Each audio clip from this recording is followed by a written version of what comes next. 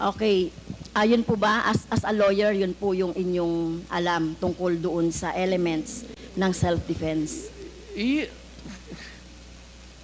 that, ibang ano ma'am, performance of duty, yung self-defense, elements of self-defense, kasali yan doon sa, it also at favors the policeman or soldier. Isa lang ang standard niyan, ma'am. Are you in danger of losing your life in front of a person, whether really criminal or your enemy, galit mo, and there's a confrontation, a violent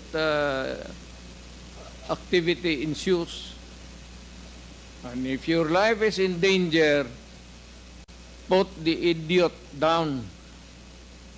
Rather mamatay ka. Ano ba itong buhay na ito? Okay. Pagdrama pa tayo. Thank you po, Mr. Chair. Salamat. So sinasabi niyo po, encourage the criminals to fight. Okay? Encourage them to draw their guns. Tama yan, ma'am.